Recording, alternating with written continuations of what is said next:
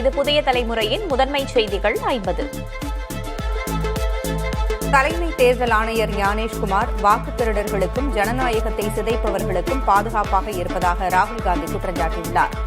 வாக்குத் திருட்டு விவகாரம் குறித்து மக்களவை எதிர்க்கட்சித் தலைவர் ராகுல் காந்தி டெல்லியில் செய்தியாளர்களை சந்தித்தார்.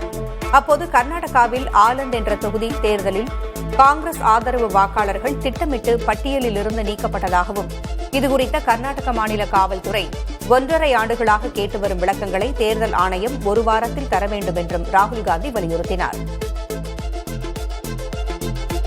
கர்நாடகாவில் ஆலந்த் தொகுதியில் வாக்காளர் பட்டியலில் பெயர்கள் ஒருங்கிணைந்த ஓரிடத்திலிருந்து மென்பொருள் மூலம் திட்டமிட்டு நீக்கப்பட்டுள்ளதாகவும் கீழ்நிலை பணியாளர்கள் மூலம் இவை செய்யப்படவில்லை என்றும் மக்களவை எதிர்க்கட்சித் தலைவர் ராகுல் காந்தி கூறியுள்ளார்.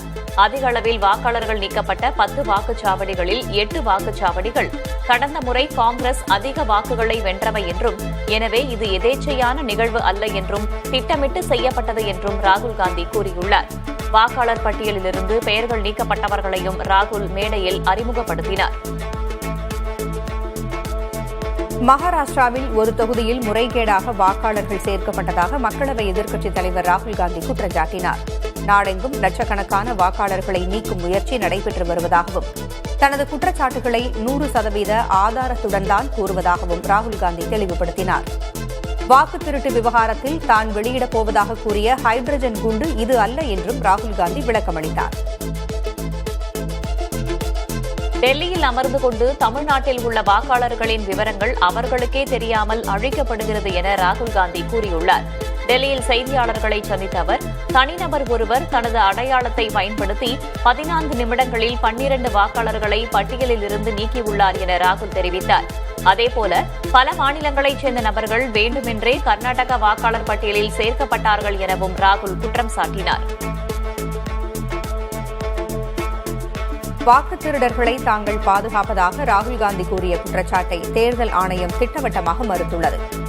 ஆன்லைன் மூலமாக வாக்காளர் பெயர்கள் நீக்கப்பட்டதாக கூறுவது அடிப்படை ஆதாரமற்றது என்றும் இதை தவறான புரிதலுடன் ராகுல் காந்தி கூறியிருப்பதாகவும் தேர்தல் ஆணையம் கூறியுள்ளது. சம்பந்தப்பட்ட நபரின் விளக்கத்தை பெறாமல் அவருடைய பெயர் பட்டியலிலிருந்து நீக்கப்படாது என்றும் தேர்தல் ஆணையம் கூறியுள்ளது. தேர்தல் ஆணையத்தை குற்றம் சாட்டும் ராகுல் காந்தி அதற்கான ஆதாரங்களுடன் நீதிமன்றத்தை அணுகாதது ஏன் என்று பாஜக கேள்வி எழுப்பியுள்ளது. ராகுல் காந்தியின் பேச்சு குறித்து விமர்சித்த முன்னாள் மத்திய அமைச்சர் அனுராக் தாக்கூர் காங்கிரஸ் கட்சியின் கொள்கைகள் சட்டவிரோத ஊடுருவல் கும்பல் வாக்காளர்களை காப்பாற்றும் வகையிலேயே உள்ளதாக கூறினார். இந்திய ஜனநாயகம் மீது காங்கிரஸ் நம்பிக்கை இழந்துவிட்டதையே ராகுல் காந்தியின் குற்றச்சாட்டுகள் காட்டுவதாகவும் அனுராக் தாக்கூர் கூறினார்.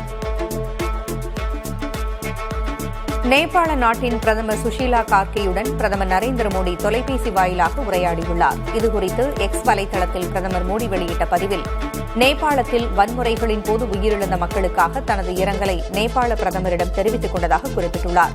நேபாளத்தில் அமைதி மற்றும் ஸ்திரத்தன்மையை மீண்டும் மீட்டெடுக்க எடுக்கப்படும் அனைத்து நடவடிக்கைகளுக்கும் இந்தியா ஆதரவாக இருக்கும் என்றும் மோடி தெரிவித்துள்ளார். காசாவிலிருந்து வெளியேற பாலஸ்தீன மக்களுக்கு இஸ்ரேல் கெடு விதித்திருக்கிறது. சொந்த பூமியை விட்டு அவர்கள் வெளியே செல்வதற்காக சலா அல்தீன் சாலையையும் இஸ்ரேல் திறந்துவிட்டுள்ளது. வெள்ளிக்கிழமை மதியத்திற்குள் காசாவிலிருந்து தெற்கு நோக்கி மக்கள் செல்லலாம் என அறிவிக்கப்பட்டுள்ளது. சிலர் குழந்தைகளையும் குடும்பத்தையும் காக்க தெற்கு காசாவுக்கு சென்றாலும் பலர் வடக்கிலேயே உள்ளனர். ஹமாஸ் அமைப்பினரை அழிக்கும் நோக்கத்தோடு வான்வழி தாக்குதலை இஸ்ரேல் தீவிரப்படுத்தியுள்ளது. காசாவில் நடக்கும் பயங்கரவாதத்தை உடனே முடிவுக்கு கொண்டுவர நடவடிக்கை தேவை என முதல்வர் ஸ்டாலின் வலியுறுத்தியுள்ளார். இதுகுறித்து எக்ஸ் வலைதளத்தில் அவர் வெளியிட்ட பதிவில் காசாவில் நடைபெறும் சம்பவங்கள் தன்னை அதிர்ச்சிக்குள்ளாக்குவதாக குறிப்பிட்டுள்ளார். குழந்தைகளின் அழுகை, பட்டினி, மருத்துவமனை மீது குண்டுவீச்சு சம்பவங்கள் ஆகியவை மனதை உலுக்குவதாக பதிவிட்டுள்ளார். அப்பாவி மக்களின் உயிர்கள் பறிக்கப்படும் போது மௌனமாக இருப்பது வழியில்லை என்று குறிப்பிட்டிருக்கும் அவர் இந்தியா மௌனம் காக்காமல் குரல் கொடுக்க வேண்டும் என்று கேட்டுக் கொண்டுள்ளார். டெல்லியில் மத்திய அமைச்சர் அமித்ஷாவை சந்தித்துவிட்டு வந்தபோது முகத்தை மறைத்துக் கொள்ளவில்லை என அதிமுக பொதுச் செயலாளர் பழனிசாமி தெரிவித்திருக்கிறார். மத்திய அமைச்சருடனான சந்திப்பு வெளிப்படையானது என்றும் அவர் கூறினார். கைக்குட்டையை வைத்து முகத்தை துடைத்ததை வைத்து சிலர் சிறுபிள்ளைத்தனமாக அரசியல் செய்வதாக விமர்சித்துள்ளார். தன்னிடம் பல்லாயிரம் கோடி ரூபாய் இல்லை என்றும் அதனால் அரசு வாகனத்திலேயே மத்திய அமைச்சரை சந்திக்க சென்றதாகவும் கைக்குட்டை சர்ச்சைக்கு எடப்பாடி பழனிசாமி பதிலளித்துள்ளார். அதிமுக விவகாரத்தில் அமித்ஷா தலையீடு இல்லை என்று பழனிசாமி திட்டவட்டமாக தெரிவித்துள்ளார். கூட்டணி பேச்சுவார்த்தையின் போதே அமித்ஷாவும் பாஜகவும் அதிமுகவின் உட்கட்சி விவகாரங்களில் தலையிட மாட்டோம் என்று தெரிவித்ததாகவும் குறிப்பிட்டார். இதை பலமுறை பாஜகவும் தானும் தெளிவுபடுத்திவிட்டதாகவும் பழனிசாமி தெரிவித்தார். உட்கட்சி விவகாரம் தொடர்பாக பாஜகவுடன் தான் எந்த பேச்சுவார்த்தையும் நடத்தவில்லை என்றும் அவர் குறிப்பிட்டார். கட்சி கட்டுப்பாட்டை மீறியவர்கள் மீது நடவடிக்கை எடுக்கப்பட்டதாக பழனிசாமி தெரிவித்தார். சமீபத்தில் செங்கோட்டையனும் அவரது ஆதரவாளர்களும் கட்சி பொறுப்புகளில் இருந்து நீக்கப்பட்டிருக்கும் நிலையில் அவர்களின் பெயரை குறிப்பிடாமல் பழனிசாமி விளக்கமளித்தார். கட்சி கட்டுப்பாட்டை மீறினால் அவர்கள் மீது தலைமை ஒழுங்கு நடவடிக்கை எடுக்கும் என்பது வழக்கமான ஒன்றுதான் என்றும் அவர் குறிப்பிட்டார். மேலும் அண்மை காலமாகவே வேண்டுமென்றே சிலர் திட்டமிட்டு கட்சி கட்டுப்பாட்டை மீறி செயல்பட்டு வருவதாக யார் பெயரையும் குறிப்பிடாமல் பழனிசாமி பேசியுள்ளார். அதிமுக ஆட்சியை கவிழ்க்க தினகரன் முயன்றதாக அதிமுக பொதுச் செயலர் பழனிசாமி குற்றம் சாட்டியுள்ளார். சேலம் மாவட்டம் ஓமலூரில் செய்தியாளர்கள் எழுப்பிய கேள்விக்கு பதிலளித்த அவர், பிள்ளை பிடிப்பவர்களைப் போல் செயல்பட்டு 18 எம்எல்ஏக்களை அவர்களது பலவீனத்தை பயன்படுத்தி அழைத்துச் சென்றவர் தினகரன் என்று விமர்சித்துள்ளார். பழனிசாமியின் டெல்லி பயணத்தின் போது அவரை தினகரன் விமர்சித்திருந்த நிலையில் தற்போது பழனிசாமி அவரை சாடியுள்ளார். அதிமுகவிலிருந்து ஜெயலலிதாவால் வெளியேற்றப்பட்ட டிடிவி தினகரனின் குற்றச்சாட்டுகளில் உள்நோக்கம் இருப்பதாக பழனிசாமி குற்றம் சாட்டியுள்ளார். அதிமுக கூட்டணியில் இல்லை, பாஜக தலைமையிலான தேசிய ஜனநாயக கூட்டணியில் இருக்கிறேன் என்று கூறி வந்த டிடிவி தினகரன் திடீரென்று அதிலிருந்து வெளியேற என்ன காரணம் என்றும் அவர் வினவினார். 2011ஆம் ஆண்டு அதிமுகவின் அடிப்படை உறுப்பினர் பதவியிலிருந்து ஜெயலலிதாவால் தினகரன் நீக்கப்பட்டதையும் அவர் சுட்டிக்காட்டினார். திமுக அரசை அகற்ற தமிழ்நாடு முழுவதும் சுற்றுப்பயணம் மேற்கொள்வதாக அதிமுக பொதுச் செயலர் எடப்பாடி பழனிசாமி தெரிவித்தார். இதுவரை 153 சட்டமன்ற தொகுதிகளுக்கு உட்பட்ட பகுதி மக்களை சந்தித்ததாக அவர் குறிப்பிட்டார். மக்களின் எழுச்சியும் ஆரவாரமும் அடுத்த சட்டமன்ற தேர்தலில் அதிமுக தலைமையிலான கூட்டணிக்குத்தான் வெற்றி என்பதை உறுதி செய்துள்ளதாக பழனிசாமி தெரிவித்தார். மேலும் திமுக அரசை அகற்ற வேண்டும் என்பதில் மக்கள் உறுதியாக இருப்பதையும் தனது சுற்றுப்பயணத்தின் மூலம் தெரிந்து கொண்டதாக பழனிசாமி தெரிவித்தார். விவசாயி ஒருவர் கட்சியின் பொதுச் செயலாளராக வந்தால் எவ்வளவு இன்னல்களை சந்திக்க நேரிடும் என்பதற்கு தானே உதாரணம் என பழனிசாமி குறிப்பிட்டார். அவர் ஆட்சி பொறுப்புக்கு வந்தபோது 4-5 மாதங்களில் ஆட்சியை இழந்து விடுவார் என்று பலரும் கூறியதாகவும் யாரும் ஆதரவு கொடுக்கவில்லை என்றும் பதிவு செய்தார். தன்னுடைய திறமை, எம்எல்ஏக்களின் ஆதரவால் மட்டுமே ஆட்சி நடத்தியதாகவும் மத்திய அரசும் கேட்ட நிதியையும் திட்டங்களுக்கு அனுமதியையும் வழங்கியதாகவும் பழனிசாமி தெரிவித்தார். அதனால்தான் 4 ஆண்டுகள் ஆட்சி நடத்த மத்திய அரசு உதவியதாக தெரிவித்ததாகவும் அவர் விளக்கமளித்தார். சென்னை துறைப்பாக்கத்தில் நடைபெற்ற உங்களுடன் ஸ்டாலின் திட்ட முகாமில் துணை முதல்வர் உதயநிதி ஸ்டாலின் திடீர் ஆய்வு மேற்கொண்டார். பயனாளர்களின் குறைகளை கேட்டறிந்த அவர் உடனடி தீர்வு காண அதிகாரிகளுக்கு உத்தரவிட்டார். பொதுமக்கள் மற்றும் தூய்மை பணியாளர்கள் அவரிடம் குறைகளை தெரிவித்ததுடன் அவருடன் புகைப்படங்களும் எடுத்துக் கொண்டனர்.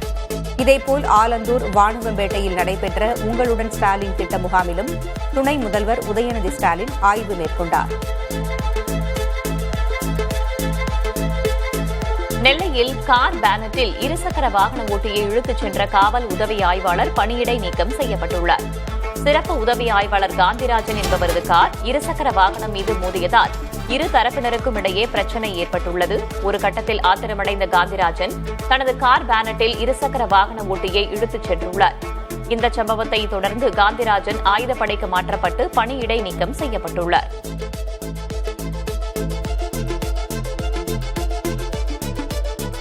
அனைத்து கட்சிகளுக்கும் பொருந்தும் வகையில் விதிகளை வகுக்க வேண்டும் என்று தமிழ்நாடு காவல்துறைக்கு சென்னை உயர்நீதிமன்றம் உத்தரவிட்டுள்ளது. தாவேகா தலைவர் விஜயின் பரப்புரைக்கு பாரபட்சமின்றி அனுமதி வழங்கக் கோரி தாவேகா தரப்பில் தொடுக்கப்பட்ட வழக்கு உயர்நீதிமன்றத்தில் விசாரணைக்கு வந்தது.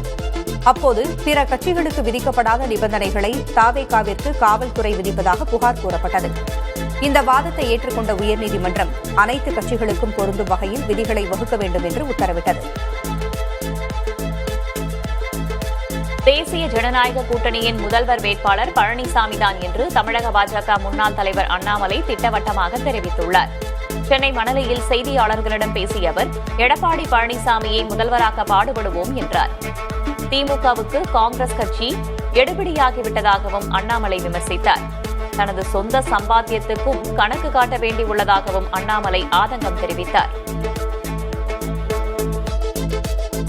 புதுச்சேரியில் மக்கள் பிரச்சினை குறித்து விவாதிப்பதற்காக பேரவையை 5 நாட்கள் நடத்த வேண்டும் என கோரி தர்ணாவில் ஈடுபட்ட எதிர்க்கட்சித் தலைவர் உட்பட திமுக, காங்கிரஸ் உறுப்பினர்கள் குண்டுக்கட்டாக வெளியேற்றப்பட்டனர். புதுச்சேரி பேரவையின் 6வது கூட்டத்தொடரின் 2வது கூட்டத்தை பேரவைத் தலைவர் செல்வம் திருக்குறளை வாசித்து தொடங்கி வைத்தார். அப்போது பேரவையை 5 நாட்கள் நடத்துமாறும் எதிர்க்கட்சித் தலைவர் ராசிவா கோரினார். ஆனால் பேரவைத் தலைவர் இதற்கு பதிலளிக்காததால் அவரது இருக்கை முன் திரண்ட திமுக மற்றும் காங்கிரஸ் உறுப்பினர்கள் தர்ணாவில் ஈடுபட்டனர். சென்னை சவுகார்பேட்டையில் உள்ள மோகன்லால் ஜுவல்லரியில் அமலாக்கத்துறை சோதனை நடத்தி வருகிறது. 200 கோடி ரூபாய் வங்கி மோசடி வழக்கில் பண பரிவர்த்தனை குறித்து இந்த சோதனை நடக்கிறது. ஏற்கனவே இந்த நிறுவனத்தில் 3 முறை வருமான வரித்துறை சோதனை நடந்து 500 கோடி ரூபாய்க்கு மேல் வரி ஏய்ப்பு கண்டுபிடிக்கப்பட்டது. மோகன்லால் ஜுவல்லரி உரிமையாளர் மோகன்லால் கட்டாரியாவின் வீட்டிலும் சோதனை நடக்கிறது. சென்னையில் 5ற்கும் மேற்பட்ட இடங்களில் அமலாக்கத்துறை அதிகாரிகள் சோதனை நடத்தி வருகின்றனர். சைதாப்பேட்டையில் தொழிலதிபர் ராமகிருஷ்ணா ரெட்டி என்பவரின் வீடு மற்றும் அலுவலகங்களில் சிஆர்பிஎஃப் வீரர்களின் பாதுகாப்புடன் சோதனை நடந்து வருகிறது. பூவத்தூர் அருகே சீக்கனான்குப்பம் பகுதியில் உள்ள ராமகிருஷ்ண ரெட்டிக்கு சொந்தமான நிறுவனத்திலும் அதிகாரிகள் சோதனை செய்து வருகின்றனர். தமிழ்நாட்டில் 2002, 2005 ஆண்டுகளில் வெளியிடப்பட்ட வாக்காளர் பட்டியல்கள் அடிப்படையில் சிறப்பு திருத்த பணிகளை மேற்கொள்ள முடிவு செய்யப்பட்டுள்ளது. பீகாரில் மேற்கொள்ளப்பட்ட வாக்காளர் பட்டியல் சிறப்பு திருத்தத்திற்கு கடும் எதிர்ப்பு எழுந்த நிலையில் நாடு முழுவதும் இந்த பணிகளை மேற்கொள்ள தேர்தல் ஆணையம் முடிவு செய்துள்ளது. 2002இல் வெளியிடப்பட்ட வாக்காளர் பட்டியலையும் 2005ஆம் ஆண்டு வெளியிடப்பட்ட மறு சிறப்பு தீவிர திருத்த பணி அடிப்படையிலான வாக்காளர் பட்டியலையும் கணக்கில் எடுத்துக்கொண்டு சிறப்பு திருத்த பணிகளை மேற்கொள்ள முடிவு செய்யப்பட்டுள்ளது. உத்தராகண்ட் மாநிலத்தில் மீண்டும் பொழிந்த பெருமழையால் பெருக்கெடுத்த வெள்ளத்தில் 5 பேர் காணாமல் போயினர். சமோலி மாவட்டத்தில் ஒரே நேரத்தில் ஒரே பகுதியில் அதிக அளவில் பொழிந்த மழையால் ஆற்றில் வெள்ளப்பெருக்கு ஏற்பட்டது. இதில் 5 பேர் அடித்துச் செல்லப்பட்டனர். நந்தா நகரில் மண் சரிவு நேரிட்டு வீடுகளும் கட்டடங்களும் இடிந்தன. இடிபாடுகளில் சிக்கிய 2 பேர் மீட்கப்பட்டனர். இதனிடையே டேராடூன் மாவட்டத்திற்கு கனமழை எச்சரிக்கை விடுக்கப்பட்டிருப்பதால் பள்ளிகளுக்கு விடுமுறை விடப்பட்டது. தெலங்கானா தலைநகர் ஹைதராபாத்தில் தொடர் கனமழையால் பெரும்பாலான பகுதிகளில் வெள்ளம் சூழ்ந்தது. சாலைகளில் மழைநீர் தேங்கியதால் போக்குவரத்து முற்றிலும் பாதிக்கப்பட்டது. சில இடங்களில் பெருக்கெடுத்து ஓடிய வெள்ளத்தில் வாகனங்களும் அடித்துச் செல்லப்பட்டன. குடியிருப்பு பகுதிகளை வெள்ள நீர் சூழ்ந்துள்ளதால் பொதுமக்களின் இயல்பு வாழ்க்கை பாதிக்கப்பட்டது. ஆசிய கோப்பை கிரிக்கெட் தொடரில் முக்கியத்துவம் வாய்ந்த போட்டியில் ஆப்கானிஸ்தான் அணி பலம் வாய்ந்த இலங்கையை எதிர்கொள்கிறது. இந்த ஆட்டத்தில் ஆப்கானிஸ்தான் வெற்றி பெற்றால் இலங்கை, வங்கதேசம் மற்றும் ஆப்கானிஸ்தான் ஆகிய 3 அணிகளும் தலா 4 புள்ளிகளுடன் சமநிலையில் இருக்கும். அப்போது ரன் ரேட் அடிப்படையில் சூப்பர் 4 சுற்றுக்கு தகுதி பெறும் அணிகள் தீர்மானிக்கப்படும். தான் வீட்டுக் காவலில் வைக்கப்பட்டுள்ளதாக காஷ்மீர் முன்னாள் முதல்வர் மெஹபூபா முஃப்தி குற்றம் சாட்டியுள்ளார். ஹரியத் மாநாடு அமைப்பின் முன்னாள் தலைவர் அப்துல் கனிபட் காலமாகிவிட்ட நிலையில் துக்கம் விசாரிக்க கூட செல்ல அனுமதிக்கப்படவில்லை என்று எக்ஸ் தளத்தில் அவர் பதிவிட்டுள்ளார். காஷ்மீரில் இன்று நிலவும் ஜனநாயகத்தின் உண்மை நிலை இதுதான் என்றும் அடக்குமுறைகளால் மக்கள் அதிருப்தியின் உச்சத்தில் இருப்பதாகவும் அவர் கூறியுள்ளார். செப்டம்பர் 22ஆம் தேதி முதல் ஜிஎஸ்டி வரி குறைப்பு அமலுக்கு வரும் நிலையில் அதிலிருந்து பொருட்கள் விற்பனை அதிகரிக்கும் என எதிர்பார்க்கப்படுகிறது. இந்நிலையில் இருசக்கர வாகனங்கள், கார்கள், குளிர்சாதன இயந்திரங்கள், லேப்டாப்புகள் போன்றவற்றை வாங்குவதற்கு வங்கிகளும் நிதி நிறுவனங்களும் சலுகைகளுடன் கூடிய தவணை திட்டங்களை அறிவிக்க தொடங்கியுள்ளன. கொட்டக் மஹிந்திரா வங்கி, L&T finance, IDFC first bank போன்றவை விதி தளர்வுகளுடன் கூடிய திட்டங்களை அறிவித்துள்ளன. கேரளாவில் உள்ள தனது வயநாடு தொகுதிக்கு சென்றுள்ள MP பிரியங்கா காந்தி அடர்ந்த காடுகளில் பயணித்து அங்குள்ள சோழ நாயக்கர் பழங்குடி மக்களை சந்தித்து அவர்களது குறைகளை கேட்டறிந்தார். பாலங்கள் மற்றும் வீடுகள் கட்டுவது குறித்து அவர்கள் வைத்த கோரிக்கைகள் குறித்து மாநில வனத்துறை அதிகாரிகளை வரவழைத்து பிரியங்கா விளக்கங்களை கேட்டறிந்தார். நிலம்பூர் ரயில் நிலைய மேம்பாட்டு பணிகள் உள்ளிட்ட நலத்திட்ட பணிகள் குறித்தும் அவர்களிடம் அவர் கேட்டறிந்தார். அதானி நிறுவனம் தொடர்பான சரிபார்க்கப்படாத அவதூறு போல் தோன்றக்கூடிய செய்தி உள்ளடக்கங்களை நீக்குமாறு ஊடகங்களுக்கு மத்திய அரசு உத்தரவு பிறப்பித்திருப்பது ஊடக சுதந்திரத்திற்கு அச்சுறுத்தல் என்று எடிட்டர்ஸ் கில்ட் அமைப்பு விமர்சித்திருக்கிறது. அரசின் இந்த உத்தரவுக்கு அடிப்படையாக அமைந்த டெல்லி உயர்நீதிமன்ற தீர்ப்பையும் எடிட்டர்ஸ் கில்ட் விமர்சித்துள்ளது. இது ஒரு தனியார் நிறுவனத்திற்கு செய்தி உள்ளடக்கத்தை தீர்மானிக்கும் அதிகாரத்தை அளிப்பதாக எடிட்டர்ஸ் கில்ட் வெளியிட்டுள்ள அறிக்கை கூறுகிறது. ஜியோ தெர்மல் தொழில்நுட்பத்தின் மூலம் பூமிக்குள்ளிருந்து மின்சாரம் எடுக்கும் திட்டம் வேகம் பெற்றுள்ளதாக மத்திய அரசு தெரிவித்துள்ளது. அமெரிக்கா, நார்வே, ஐஸ்லாந்து ஆகிய நாடுகளின் உதவியுடன் இதற்கான முயற்சிகள் மேற்கொள்ளப்பட்டு வருவதாகவும் அரசு கூறியுள்ளது.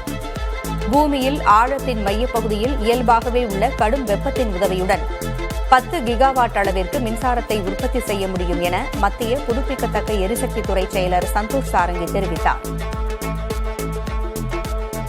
ககன்யான் திட்டத்தில் 85% சோதனைகள் நிறைவடைந்து விட்டதாகவும் 2027ஆம் ஆண்டு மார்ச் மாதத்தில் இந்தியா சார்பில் விண்வெளிக்கு மனிதர்களை அனுப்புவோம் என்றும் இஸ்ரோ தலைவர் நாராயணன் தெரிவித்தார். தனியார் நிகழ்ச்சியில் கலந்து கொள்வதற்காக கோவை வந்தடைந்த நாராயணன் விமான நிலைய வளாகத்தில் செய்தியாளர்களை சந்தித்தார். அப்போது ககன்யான் திட்டம் குறித்த தகவல்களை பகிர்ந்து கொண்டார்.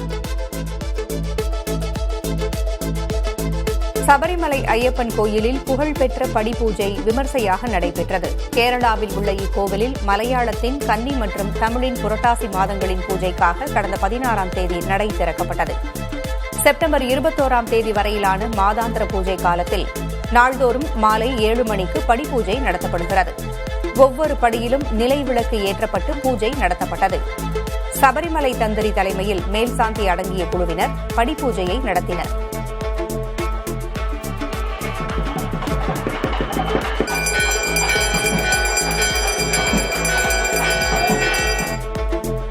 திருச்செந்தூர் சுப்பிரமணியசாமி கோவிலில் நிறுத்த தரிசனம் தொடர்பான அறிவிப்பாணையை ரத்து செய்ய கோரும் மனுவை சென்னை உயர்நீதிமன்ற மதுரை அமர்வு தள்ளுபடி செய்தது. கடந்த ஆகஸ்ட் 25ஆம் தேதியன்று வெளியிடப்பட்ட அறிவிப்பில் திருச்செந்தூர் கோவிலில் விழா நாட்கள் தவிர்த்து பிற நாட்களில் மாலை 3 மணி முதல் 4 மணி வரை 1 மணி நேரம் நிறுத்த தரிசனம் அறிமுகப்படுத்தப்பட உள்ளதாகவும் அதற்கு கட்டணம் 500 ரூபாய் எனவும் அந்த நேரத்தில் கட்டணமில்லா தரிசனம் மற்றும் 100 ரூபாய் சிறப்பு தரிசன பிரிவுகளில் பக்தர்கள் அனுமதிக்கப்பட மாட்டார்கள் என்றும் தெரிவிக்கப்பட்டிருந்தது. இதற்கு எதிராக தூத்துக்குடியைச் சேர்ந்த ராம்குமார் என்பவர் வழக்கு தொடுத்திருந்தார். வைகை அணையிலிருந்து பாசனத்திற்காக தண்ணீர் திறக்கப்பட்டுள்ளது. மதுரை, திண்டுக்கல், சிவகங்கை மாவட்ட ஆட்சியர்களுடன் சேர்ந்து அமைச்சர் மூர்த்தி வைகை அணையிலிருந்து பாசனத்திற்காக தண்ணீரை திறந்து வைத்தார். விவசாயிகளின் ஒருபோக பாசனத்திற்காக வினாடிக்கு 1130 கன அடி வீதம் மொத்தம் 120 நாட்களுக்கு தண்ணீர் திறக்கப்பட்டுள்ளது. இதன் மூலம் மதுரை, திண்டுக்கல், சிவகங்கை ஆகிய 3 மாவட்டங்களில் உள்ள 1,05,000 ஏக்கர் விவசாய நிலங்கள் பாசன வசதி பெறும். பாகிஸ்தானும் சவுதி அரேபியாவும் பரஸ்பர பாதுகாப்பு ஒப்பந்தத்தில் கையெழுத்திட்டுள்ளன. பாகிஸ்தான் பிரதமர் ஷபாஸ் ஷெரீப் 2 நாள் பயணமாக சவுதி சென்றிருக்கும் நிலையில் இந்த ஒப்பந்தம் கையெழுத்தாகியுள்ளது. ஒரு நாட்டின் மீது தாக்குதல் நடத்தப்பட்டால் அது 2 நாடுகளுக்கும் எதிரான தாக்குதலாக கருதப்படும் என்று ஒப்பந்தத்தில் கூறப்பட்டுள்ளது.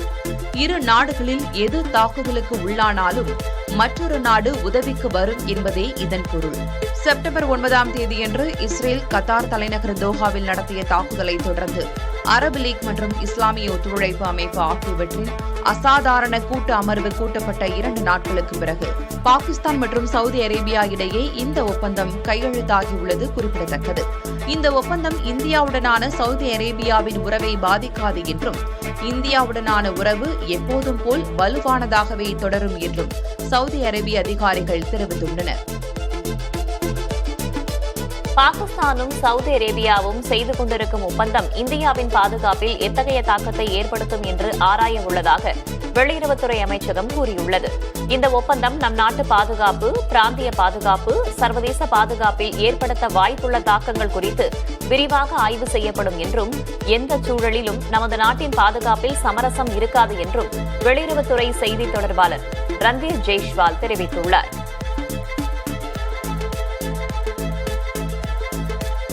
ஆன்டிஃபா என்னும் இடதுசாரி அமைப்பை மாபெரும் பயங்கரவாத அமைப்பாக அறிவித்திருப்பதாக ட்ரம்ப் தனது ட்ரூத் சமூக வலைதள பதிவில் குறிப்பிட்டுள்ளார். டிரம்பின் ஆதரவாளரான சார்லி கிர்க் கடந்த வாரம் சுட்டுக் கொல்லப்பட்டார். ஆன்டிஃபா உள்ளிட்ட இடதுசாரி அமைப்புகளை கட்டுப்படுத்த ஒருங்கிணைந்த முயற்சிகள் மேற்கொள்ளப்பட வேண்டும் என்று கிர்க் கூறி வந்தது குறிப்பிடத்தக்கது. ஆன்டிஃபாவிற்கு நிதியளிப்பவர்கள் உயர்தர சட்ட நெறிமுறைகளின்படி தீவிர விசாரணைக்கு உட்படுத்தப்பட வேண்டும் என்றும் ட்ரம்ப் கூறியுள்ளார். அமெரிக்க அதிபர் டொனால்டு டிரம்ப் நகைச்சுவை கலைஞர் ஜிம்மி கிம்மலின் தொலைக்காட்சி நேரலை நிகழ்ச்சி நிறுத்தப்பட்டிருப்பதற்கு மகிழ்ச்சி தெரிவித்தார். டிரம்பின் ஆதரவாளரும் தீவிர வலதுசாரியுமான சார்லி கிர்க் கொலை குறித்து சர்ச்சைக்குரிய கருத்துக்களை பேசியதற்காக ஜிம்மி கிம்மல் நிகழ்ச்சியை ABC தொலைக்காட்சி நிறுவனம் காலவரையின்றி நிறுத்தி வைத்துள்ளது. இதுகுறித்து ட்ரூத் சமூக வலைதள பக்கத்தில் பதிவிட்டுள்ள டிரம்ப், ஜிம்மி திறமையற்றவர் என்றும் அவரது நிகழ்ச்சி தரவரிசையில் பின்தங்கியுள்ளது என்றும் குறிப்பிட்டுள்ளார். அமெரிக்காவின் பென்சில்வேனியா மாகாணத்தில் நடத்தப்பட்ட துப்பாக்கிச் சூட்டில் 3 காவலர்கள் உயிரிழந்தனர். கொடரஸ் நகரில் குற்ற வழக்கு தொடர்பாக சோதனை செய்ய சென்றபோது அங்கிருந்த நபர் துப்பாக்கிச்சூடு நடத்தியதாக கூறப்படுகிறது.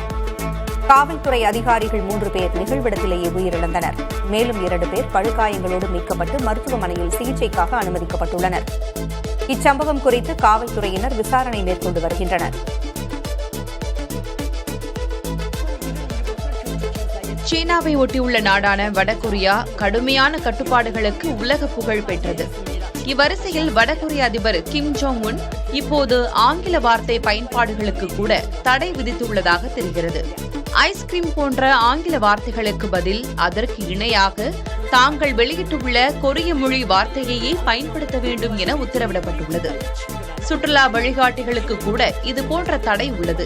இந்த உத்தரவால் பல குழப்பங்கள் இருந்தாலும் மக்கள் அதை வெளிப்படையாக கூற தயங்குகின்றனர். அதிபரின் உத்தரவை விமர்சித்தால் அவர்கள் மீது நடவடிக்கை பாய்ந்துவிடும் என்பதுதான் இதற்கு காரணம். பிரதமர் நரேந்திர மோடியின் 75வது பிறந்த நாளையொட்டி அவருக்கு பிறந்தநாள் பரிசாக பிரிட்டன் அரசர் 3ஆம் சார்லஸ் கடவு மரக்கன்றை அனுப்பியுள்ளார். பிரதமர் மோடியின் தாய் பெயரில் மரக்கன்று நடும் முன்னெடுப்பில் ஊந்தப்பட்டும் சுற்றுச்சூழல் பாதுகாப்பில் தனக்குள்ள ஈடுபாட்டை வெளிப்படுத்தும் வகையிலும் பிரிட்டன் மன்னர் மரக்கன்றை அனுப்பியுள்ளதாக இந்தியாவிற்கான பிரிட்டன் தூதரகம் தெரிவித்துள்ளது. பெருவின் புகழ்பெற்ற மச்சுபிச்சு சுற்றுலா தலத்தில் மீண்டும் சுற்றுலா பயணிகள் அனுமதிக்கப்பட்டுள்ளனர். கடந்த சில நாட்களாக புதிய பேருந்து சேவை ஒப்பந்தம் தொடர்பாக உள்ளூர் மக்கள் போராட்டத்தில் ஈடுபட்டு வந்தனர். போராட்டக்காரர்கள் ரயில் மறியலில் ஈடுபட்டதால் ரயில் சேவைகள் முற்றிலும் பாதிக்கப்பட்டிருந்தன. பேச்சுவார்த்தையை தொடர்ந்து போராட்டம் முடிவுக்கு வந்ததால் ரயில் சேவைகள் மீண்டும் தொடங்கப்பட்டு மச்சுபிச்சுவிற்கு சுற்றுலா பயணிகள் செல்ல அனுமதிக்கப்பட்டுள்ளனர்.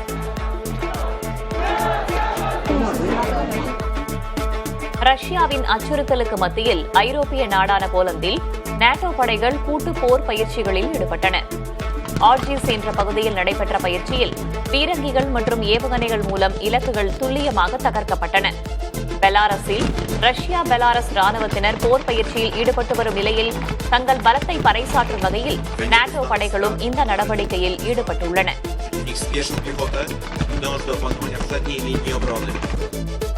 தாய்லாந்து கம்போடியா இடையிலான போர் நிறுத்தத்திற்கு மத்தியில் எல்லையில் கம்போடிய மக்கள் மீது தாக்குதல் நடத்தப்பட்டதால் பரபரப்பான சூழல் ஏற்பட்டுள்ளது. எல்லையில் உள்ள பிரேசான் என்ற கிராமத்தில் தாய்லாந்து காவல்துறையினரால் போடப்பட்டிருந்த வேலியை கம்போடிய மக்கள் அகற்ற முயன்றதால் அவர்கள் மீது தாய்லாந்து ராணுவத்தினர் தாக்குதல் நடத்தியதாக கூறப்படுகிறது. கண்ணீர் புகை குண்டுகள் மற்றும் ரப்பர் குண்டுகள் மூலம் கம்போடிய மக்களை கலைக்க முயன்றனர்.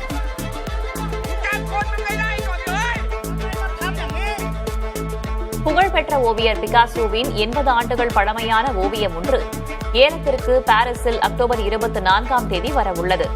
இதற்கு சுமார் 90 கோடி ரூபாய் வரை கிடைக்கும் என்று மதிப்பிடப்பட்டுள்ளது. 1943ஆம் ஆண்டு வரையப்பட்ட இந்த ஓவியம் இதுவரை வெளி உலகிற்கு காட்டப்படவில்லை என்பது குறிப்பிடத்தக்கது. பிரதமர் நரேந்திர மோடியின் வாழ்க்கை வரலாறு மா வந்தே என்ற பெயரில் திரைப்படமாகிறது. இதில் மோடியின் கதாபாத்திரத்தில் பிரபல மலையாள நடிகர் உன்னி முகுந்தன் நடிக்கவுள்ளார். மோடியின் தனிப்பட்ட வாழ்க்கை, அவரது அரசியல் பயணம், அதில் அவர் சந்தித்துள்ள சவால்கள் ஆகியவற்றை இந்த படம் விவரிக்கிறது. கிராந்திகுமார் இயக்கும் இந்த படம் இந்தியாவின் பல்வேறு மொழிகளிலும் ஆங்கிலத்திலும் வெளியாக உள்ளது.